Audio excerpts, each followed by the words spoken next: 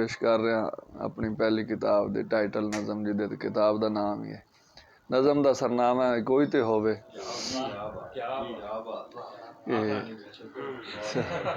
मेहरबानी।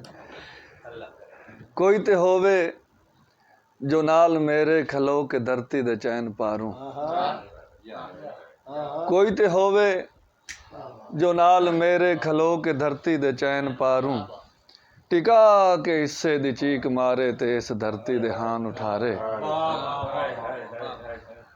कोई ते होवे जो हक दी खातर तली ते सिर रख के राजी होवे।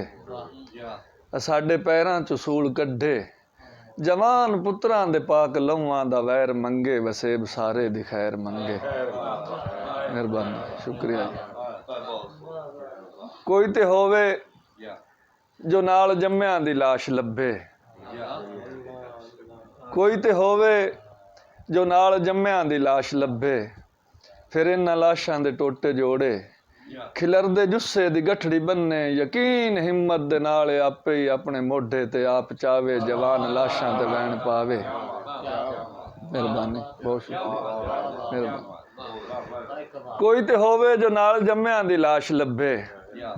फिर इन्हां लाशां दे टोटे जोड़े खिलरदे जुस्से दी गठड़ी बन्ने यकीन हिम्मत दे नाल आपे ही अपने मोढे ते आप चावे जवान लाशां ते वैन पावे। और कोई ते होवे जो सकियां भैणां दे सिर ते आके प्यार देवे। बिरा ते बापू दी पग संभाले कबीलदारी ते साकां सैना दा मान रखे। समय दे मत्थे तू मुड़का पूजे हवा दे हत्थां च बोटी खोवे। कोई ते होवे मेहरबानी। कोई ते होवे जो इस जालिम दी रग ते निश्तर चला के लहू दा निगाल कड्ढे। हयाती वंडे चो धार बह के धरो दे संगल ते जाके अणखां दा पैर रखे। और कोई ते होवे जो इस धरती तू आके जुल्मां दा बी मुकावे।